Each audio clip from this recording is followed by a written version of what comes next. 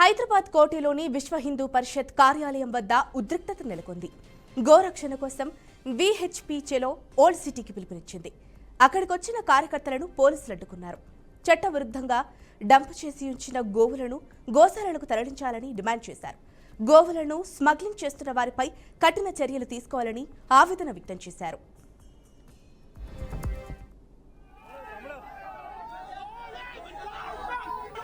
కార్యకర్తలందరూ కూడా రావాలి లోపలికి, దయచేసి మా రోడ్ల మీదకి ఎక్కువద్దు.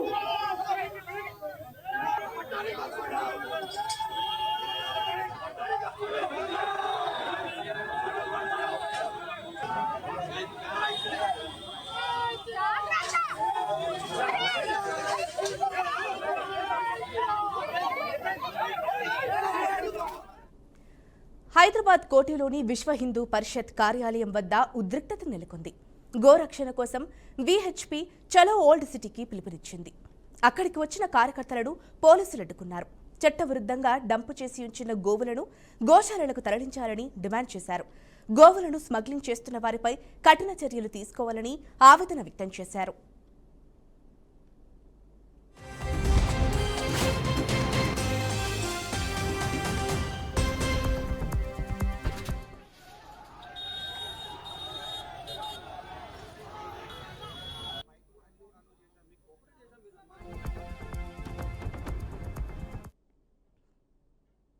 కేసీఆర్ తెలంగాణ పేరును ప్రపంచ స్థాయికి తీసుకువెళ్తే రేవంత్ రెడ్డి ప్రభుత్వం ప్రపంచం ముందు తెలంగాణ పరువు తీసిందని మాజీ మంత్రి హరీష్ రావు విమర్శించారు. తెలంగాణ భవన్లో రాష్ట్ర అవతరణ దినోత్సవం సందర్భంగా పార్టీ నేతలతో కలిసి జాతీయ జెండా, పార్టీ జెండాను ఎగురవేశారు. అభివృద్ధిలో కేసీఆర్ అగ్రగామి అయితే అబద్దాలు ఆడటంలో రేవంత్ రెడ్డి అగ్రగామి అని ఎద్దేవా చేశారు. ఇదే ఈ ఇద్దరి మధ్య తేడా అని హరీష్ రావు ధ్వజమెత్తారు. బీఆర్ఎస్ ఏ పార్టీతో పొత్తు పెట్టుకోదని, రాబోయే ఎన్నికల్లో ఒంటరిగానే పోటీ చేసి 100 సీట్లతో అధికారంలోకి వస్తుందన్నారు. కాంగ్రెస్ సర్కార్ను అర్జెంటుగా గద్దెదించి తాము అధికారంలోకి రావాలనే ఆలోచనలో లేమని కేసీఆర్ ఇదివరకే స్పష్టం చేశారని హరీష్ రావు గుర్తు చేశారు. బట్ ఏది ఏమైనా బీఆర్ఎస్ ఉన్నది, మేము వదిలిపెట్టాం. రాష్ట్ర ప్రభుత్వం ఫెయిల్ అయితే, బీఆర్ఎస్ ప్రభుత్వం అవసరమైతే సుప్రీంకోర్టుకు వెళ్ళైనా సరే గోదావరి బంకచెర్ల ప్రాజెక్టును ఆపి తీర్థం, తెలంగాణ ప్రయోజనాలు కాపాడతాం. బీజేపీ నాయకులారా, తెలంగాణ మీద ప్రేమ ఉంటే వెంటనే గోదావరి బంకచెర్లను ఆపండి, తెలంగాణ ప్రయోజనాలు కాపాడండి అని చెప్పి నేను ఈరోజు డిమాండ్ చేస్తా ఉన్నా. బీఆర్ఎస్ స్వంతగానే ఉంటుంది, ఒంటరిగానే మళ్ళీ అధికారంలోకి వస్తుంది, 100 సీట్లతో అధికారంలోకి వస్తుంది తప్ప ఏ పార్టీతో బీఆర్ఎస్ పొత్తు పెట్టుకోదు. ఎవడో పెట్టుకుంటామన్నట్టు ఇంకోడెవడో పెట్టుకుంటారన్నట్టు మాట్లాడుతుంది. ఎవరితో పొత్తు పెట్టుకోము. బీఆర్ఎస్ కేసీఆర్ నాయకత్వంలో మళ్ళీ అధికారంలోకి వచ్చేది ఖాయం. ఇలా ప్రజలే కోరుకుంటున్నారు. ఎక్కడ పోయినా అదే చర్చ జరుగుతుంది. ఏదో 4 ఎక్కువ వస్తాయి అనుకుని ఓటేసినాం బిడ్డ, 4 ఎక్కువ వస్తాయి అనుకున్నాం కానీ గిట్లయితుంది అనుకోలేదు అని ఎవరిని మాట్లాడించినా చెప్తా ఉన్నారు. ఏం చెప్పిండ్రు వాళ్ళు ఆ రోజు? అరే 2000 పెన్షన్ ఇచ్చిండు కేసీఆర్, మేము 4000 ఇస్తాం. 10,000 రైతు బంధు ఇచ్చిండు, మేము 15,000 ఇస్తాం. ఉద్యోగస్తులకు రాగానే 4 డిఏలు ఇస్తాం, పాత బకాయిలు ఇస్తాం, బెస్ట్ పిఆర్సీ ఇస్తామన్నారు. ఇప్పుడు మాట్లాడితే నన్ను గోసుక తింటామా అంటుండ్రు. ఏం మాట్లాడుతున్నావు నువ్వు? మరి వీళ్ళకేమో పైసలు లేవంటావు. నీకు అందాల పొట్టులకు పైసలు ఎడికెళ్ళి వచ్చినాయి? నీ భూముల కాడికి 4,000 కోట్లతో 6 లైన్ రోడ్డుకు డబ్బులు ఎడికెళ్ళి వచ్చినాయి? 1,000 కోట్ల రూపాయలతో టెండర్లు అడికెళ్ళి పిలుస్తున్నావు. రుణమాఫీ చేయమంటే పైసలు లేవు. రాష్ట్రంలో కూటమి ప్రభుత్వం హింసకు దిగిందని వైసీపీ నేత సజ్జల రామకృష్ణారెడ్డి తీవ్ర వ్యాఖ్యలు చేశారు.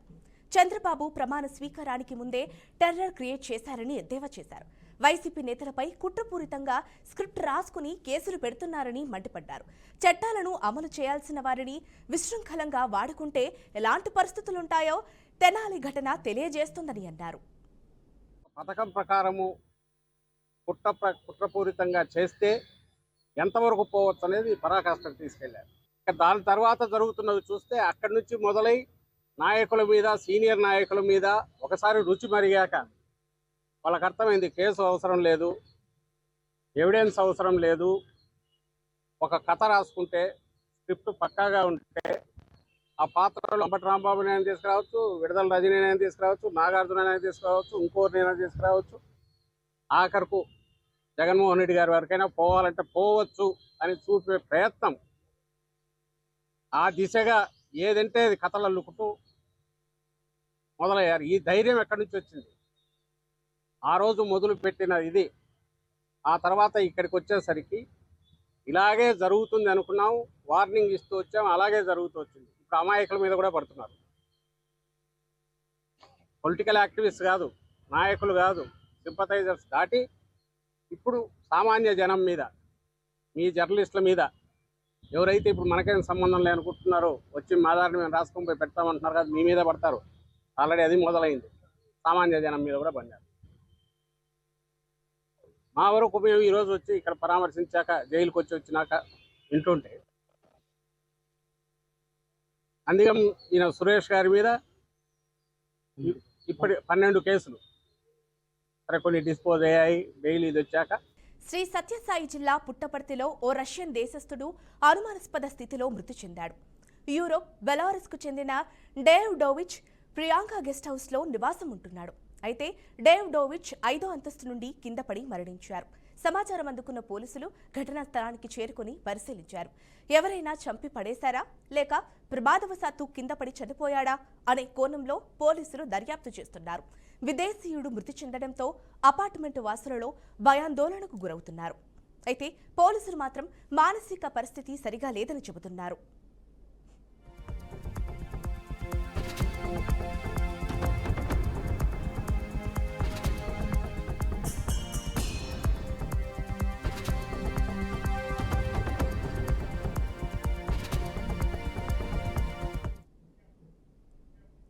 మహబూబాబాద్ పట్టణంలోని దివ్యవర్ష ప్లైవుడ్ షాప్లో అగ్ని ప్రమాదం జరిగింది. విద్యుత్ షాక్ కారణంగా మంటలు చెలరేగి షాప్లోని ఫర్నిచర్ దగ్ధమయ్యింది.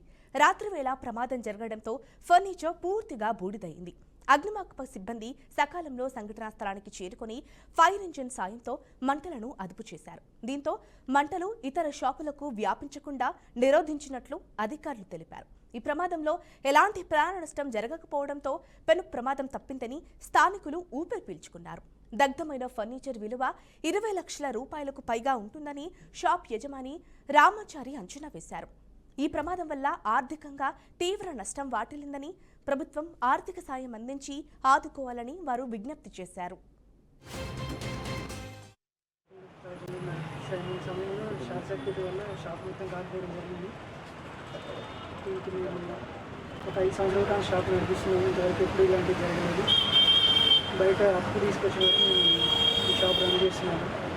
చాలా ఇబ్బందులలో ఉంది సార్. మాది పక్కన విలేజ్ రెడ్యాల గ్రామం. Welcome back. ఇక దశాబ్దాలుగా పోరాడి రాష్ట్రాన్ని సాధించుకున్నామని, రాష్ట్రం వచ్చి 10 ఏళ్లైనా ఆకాంక్షలు నెరవేరలేదని తెలంగాణ సీఎం రేవంత్ రెడ్డి అన్నారు. పరేడ్ గ్రౌండ్లో తెలంగాణ ఆవిర్భావ దినోత్సవ వేడుకలు ఘనంగా జరిగాయి. జాతీయ జెండాను సీఎం రేవంత్ రెడ్డి ఆవిష్కరించారు. 10 ఏళ్ల ఆధిపత్యాన్ని ప్రజలు తిరస్కరించారని సీఎం తెలిపారు. తాము అధికారం చేపట్టే నాటికి వ్యవస్థలు అస్తమస్తమయ్యామన్నారు. తెలంగాణను పునర్నిర్మించే దిశగా అడుగులు వేస్తున్నట్లు రేవంత్ రెడ్డి తెలిపారు. 1 కోటి మంది మహిళలను కోటీశ్వరులు చేయడమే తమ సర్కార్ లక్ష్యమన్నారు. అర్హులైన ఆడబిడ్డలకే ఇందిరమ్మ ఇల్లు కేటాయిస్తున్నట్లు సీఎం రేవంత్ రెడ్డి స్పష్టం చేశారు. అవకాశాల కోసం దశాబ్దాలుగా పోరాడి తెలంగాణ రాష్ట్రాన్ని సాధించుకున్నాం. రాష్ట్రం ఏర్పడి 10 ఏళ్లు గడిచినా ప్రజల ఆకాంక్షలు నెరవేరలేదు. అందుకే 10 ఏళ్ల ఆధిపత్యాన్ని తిరస్కరించి ప్రజలు ప్రజాప్రభుత్వాన్ని ఏర్పాటు చేసుకున్నారు. డిసెంబర్ 7, 2023న మేం బాధ్యతలు స్వీకరించిన క్షణం నుంచి ప్రజల ఆకాంక్షలను నెరవేర్చేందుకు నిరంతరం ప్రయత్నం మొదలుపెట్టాం. మేం బాధ్యతలు చేపట్టే నాటికి రాష్ట్ర ఆర్థిక వ్యవస్థ అస్తవ్యస్తమైనది. వ్యవస్థలన్నీ నిర్వీర్యమయ్యాయి. కుట్టు పనితో పాటు మహిళా శక్తి క్యాంటీన్లను నిర్వహించేలా మహిళలను ప్రోత్సహిస్తున్నాం. తాము తయారు చేసిన ఉత్పత్తులను విక్రయించేందుకు అంతర్జాతీయ మార్కెట్లో మహిళా సంఘాలు పోటీ పడేలా హైటెక్ సిటీ పక్కన శిల్పారామంలో 100 ఇందిరా మహిళా శక్తి స్టాళ్లను ఏర్పాటు చేసి వాళ్ళు ఉత్పత్తి చేసిన వస్తువులను కాదు, ఆ బస్సులకు వారిని యజమానులను చేశాం.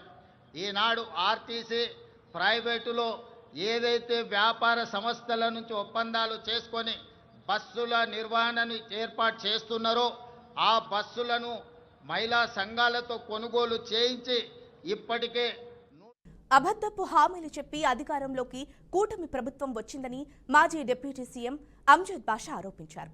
కూటమి ప్రభుత్వం అనేక హామీలు ఇచ్చి తుంగలో తొక్కారని విమర్శించారు. సూపర్ 6తో పాటు 143 హామీలు ప్రభుత్వం ఇచ్చిందని, ఇప్పటికీ అమలులో జాప్యం జరుగుతోందన్నారు. తల్లికి వందనం అమలు చేశారా? చెప్పే ధైర్యం కూటమి ప్రభుత్వానికి ఉందా అని అంజద్ బాషా ప్రశ్నించారు. తెలుగువారి ఆత్మ గౌరవాన్ని కాపాడిన వ్యక్తి స్వర్గీయ నందమూరి తారక రామారావు అని, వెన్నుపోటు అంటే గుర్తుకు వచ్చేది చంద్రబాబు అని ఎద్దేవా చేశారు. వెన్నుపోటు దినాన్ని విజయవంతం చేయాలని పిలుపునిచ్చారు. మరి ఈ రాష్ట్రంలో కూటమి ప్రభుత్వం అధికారంలోకి వచ్చి ఈ నెల జూన్ 4వ తేదీకి ఒక సంవత్సరం కాలం పూర్తి కావస్తుంది. మరి ఈ సంవత్సర కాలంలో ఏదైతే చంద్రబాబు నాయుడు గారి నేతృత్వంలో ఏర్పాటైన కూటమి ప్రభుత్వం ఈ రాష్ట్ర ప్రజలకు అనేక హామీలు ఇవ్వడం జరిగింది. సూపర్ 6 అని చెప్పి, సూపర్ 7 అని చెప్పి, మరి అవే కాకుండా సుమారుగా 143 హామీలు ఈ రాష్ట్ర ప్రజలకు ఇచ్చి అధికారంలోకి వచ్చిన తర్వాత మరి ఈరోజు ఈ సంవత్సర కాలంలో మరి ఏ ఒక్క హామీ కూడా ప్రజలకు అందించుకోకుండా ఈరోజు కాలయాపన చేసుకుంటూ ప్రజలందరినీ కూడా మోసం చేస్తూ వెన్నుపోటు పొడుస్తూ మరి ఈ ఒక్క సంవత్సరం కాలాన్ని పూర్తి చేసుకోవడం జరిగింది. మరి దాన్ని పురస్కరించుకొని వైఎస్ఆర్ కాంగ్రెస్ పార్టీ రాష్ట్ర అధ్యక్షులు మనందరి ప్రియతమ నాయకుడు శ్రీ వైఎస్ జగన్మోహన్ రెడ్డి గారి పిలుపు మేరకు ఈ నెల జూన్ 4వ తేదీన వెన్నుపోటు దినంగా పరిగణించి రాష్ట్ర వ్యాప్తంగా అన్ని 175 నియోజకవర్గాల్లో కూడా పెద్ద ఎత్తున నిరసన కార్యక్రమాలు చేపట్టాలని చెప్పి కూడా ఆదేశించడం జరిగింది. మరి ఆయన యొక్క పిలుపు మేరకు అన్ని నియోజకవర్గాల్లో కూడా నిరసన కార్యక్రమాలు నిర్వహించడం జరుగుతుంది. మరి అదే రీతిలో కడప నియోజకవర్గంలో కూడా జూన్ 4వ తేదీన పెద్ద ఎత్తున ప్రజలతో మమేకమై అన్ని వర్గాల ప్రజలను కలుపుకొని పెద్ద ఎత్తున ర్యాలీ నిర్వహించడం జరుగుతుంది. మరి ఆ ర్యాలీ వైఎస్ఆర్ జిల్లా కార్యాలయం నుంచి ప్రారంభం.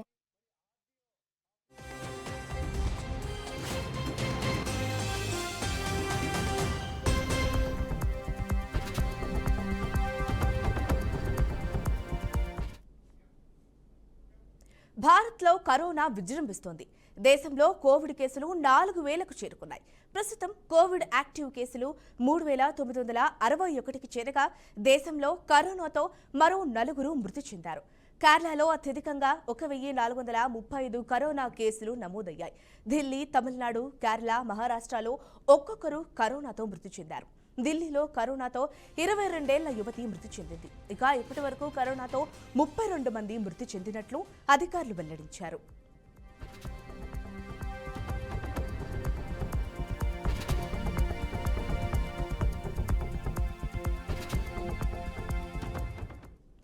భారత్లో కరోనా విజృంభిస్తోంది. దేశంలో కోవిడ్ కేసులు 4,000కు చేరుకున్నాయి. ప్రస్తుతం కోవిడ్ యాక్టివ్ కేసులు 3,961కి చేరగా దేశంలో కరోనాతో మరో 4 మృతి చెందారు. కేరళలో అత్యధికంగా 1,435 కరోనా కేసులు నమోదయ్యాయి. ఢిల్లీ, తమిళనాడు, కేరళ, మహారాష్ట్రలో ఒక్కొక్కరు కరోనాతో మృతి చెందారు.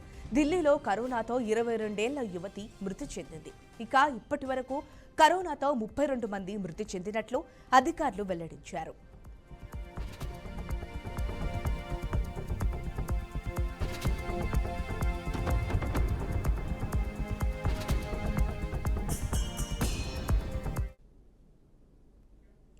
ఇవి ఇప్పటి వరకు అప్డేట్స్. చూస్తూనే ఉండండి బీఆర్కే న్యూస్ తెలుగు సత్తా.